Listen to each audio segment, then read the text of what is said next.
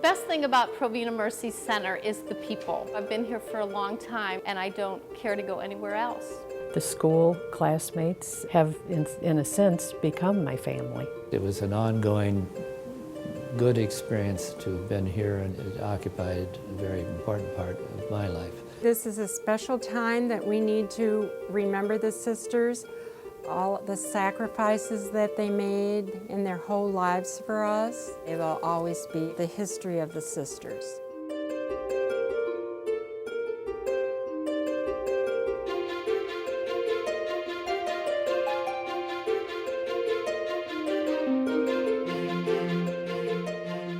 Catherine Macaulay founded the Sisters of Mercy in Dublin in 1831.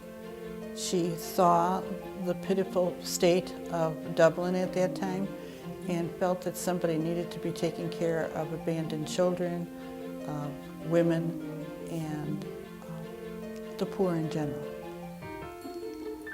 She founded Bagot Street, and all the women had to take vows and live in a community in order to continue their work, to take care of the poor, sick, and ignorant.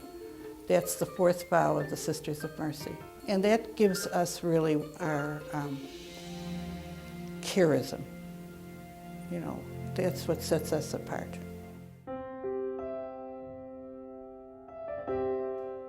In 1846, they came to Chicago, and different communities popped up around the Midwest, but the Bishop of Rockford sent for the Sisters of Mercy to come to Aurora, and they came from Council Bluffs, Iowa.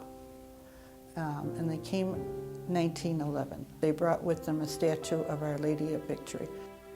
The original St. Joseph Mercy Hospital was in the Rayburn Apartments at the corner of West Park and Lake Street. It was humble. It was a humble abode. The School of Nursing originally opened in 1924. World War I and World War II brought an increased need for nurses, and many of the girls did go on and serve the nation as military nurses. Money was short and tight, and times were turbulent. So they did have a terrible time keeping up with the expenses. In the early years of nursing, there were no support services as we have now. Everything was reused over and over again. Dressings, bandages, thermometers, bedpans, utensils, and the nurses pretty much cleaned them all, or rewrapped them and sterilized them. Later on, they built the new hospital. That was a brand new hospital back in the 30s. When my mother first came to town, it was just open and was quite spectacular. Had oriental carpeting and very, very, very elaborate for the time. I'd always been associated with the hospital because I was born here and my children were born here.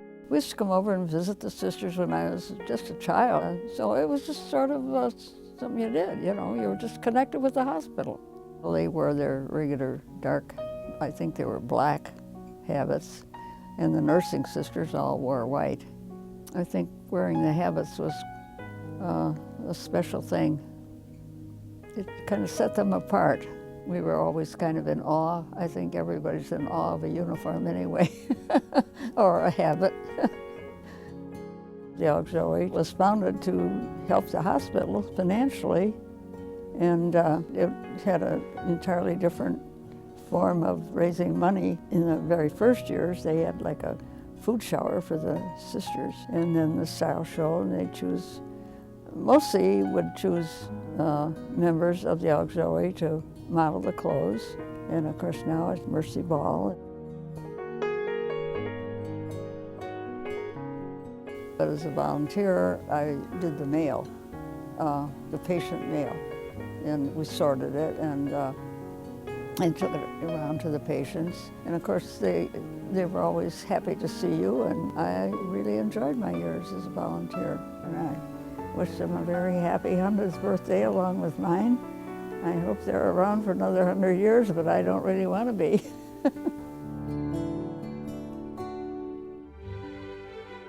I want to be an elementary school teacher, but when I was 16, my parents told me I needed to get a job, and I thought everyone at the hospital was so nice and so kind and cared about each other, and I thought, well, maybe I should just be a nurse.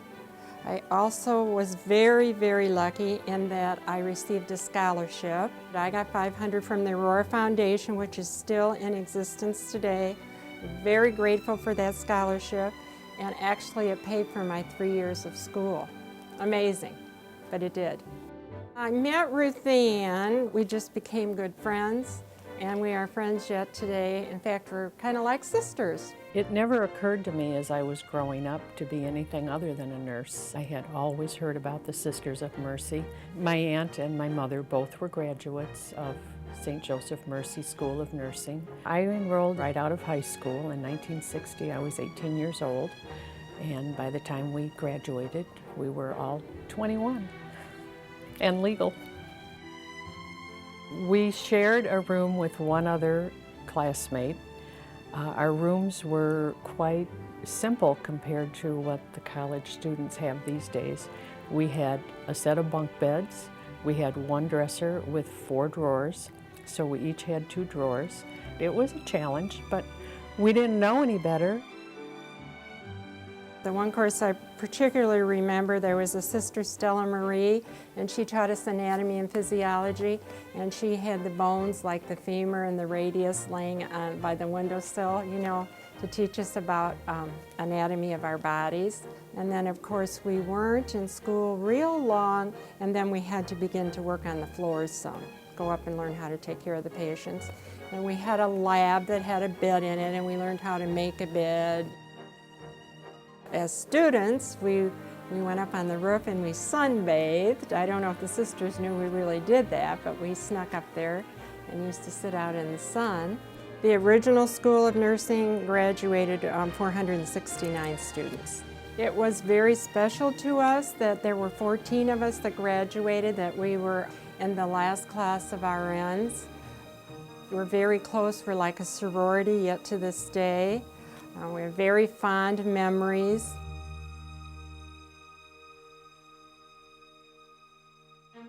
In July of 1971, when we moved from the Lake Street Hospital to the current location on Highland, they had the ambulances lined up in the driveway, and we loaded patients in one at a time down Lake Street into the new building, into their new beds. The day that we transferred, I was called over to the hospital by Dr. Mort Shaffrin. He had a little boy who was in respiratory distress, and this boy kept getting worse. It was obvious that if I didn't do something, he was going to die. I really felt, can we do it? My concern was maybe we'd have to take the boy and go to another hospital possibly if we couldn't carry this off safely in this setting. I was, overwhelmed with how well organized they were and how quickly everything got together in order to do this surgery. It went off with just faultlessly. So that was the first operation in the new hospital, unplanned.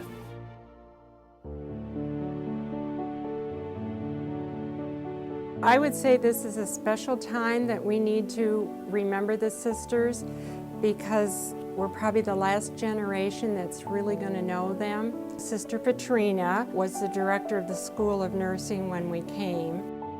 She was lots of fun. Since we all made our grades, we were able to go to Eagle River in Wisconsin because the sisters had a house up there, and we went up there and we went skiing.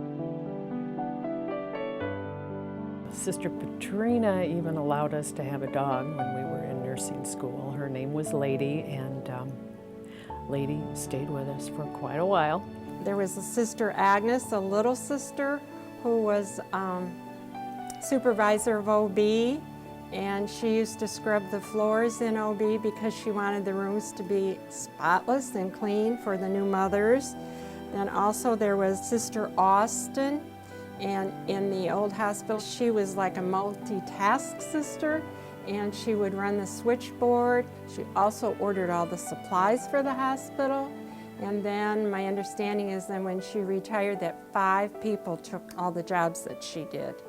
Sister Alphonsus, she gave the anesthesia. And then they would have to wake her up in the middle of the night if she was needed. And I guess she worked. The Sisters of Mercy, especially in this hospital, I've always felt kind of avant-garde. They were on top of things, and they were always open to suggestions. I can remember you couldn't imagine that hospitals would have a recovery room, for instance, or you couldn't imagine a hospital wouldn't have an intensive care unit. You couldn't imagine that we would have a cardiac care center. And I can remember there was a sister at that time, her name was Sister Provena, and she was a very exceptional woman. And she went to some conference and she came back and she came to one of the staff meetings and said, we need an intensive care unit. You know, it was a first. And we got an intensive care unit. It wasn't a big one, but it was there and we had special people running it. So in essence, they have been always moving forward, and they've done well by it. Sister Sumta, I think they built the hospital around her. I'm joking, but she lived into her 90s, and she was just one of the most kind, thoughtful, vigorous women. She was just a real cornerstone for activities in the hospital. Sister Rita, she just was up and at them kind of lady. She's a very vigorous person, and if she hadn't been a Sister of Mercy, she would have been president of some company. You know, she had that kind of skill and drive.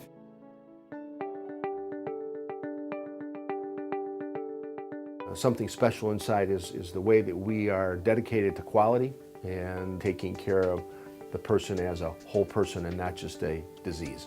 And that starts at the board level and moves right down through the organization to the bedside nurses. The best thing about Provena Mercy Center is the people. It's really like a big family, and I just love it. Having the sisters here and their mission and knowing that we care for God's people every day. I can't really believe it's been 100 years since Provena has been here, but I think because of all the loyal staff and physicians that have been here for so long in this community and believed in this hospital and believe in all the care that we give and taking such wonderful care of the patients, that it says a lot for the institution. There was an interesting study that was done by Thomson Reuters, and they found that the highest quality health care was delivered in hospitals that were in systems that were sponsored by the Catholic Church. There are a number of things that were done at Mercy before they were done elsewhere in this city. One of them certainly is that Mercy had the first MRI in this city. Mercy was the first hospital here in Aurora to do open heart surgery.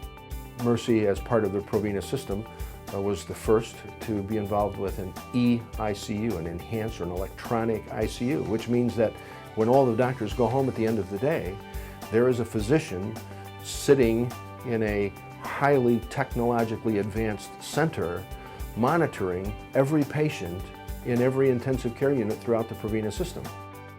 Philanthropy has always been an ongoing proposition, but the endeavor that we're undertaking now with the privatization will be the first time that this institution has gone to the public for a capital campaign since the original building was built in 1971.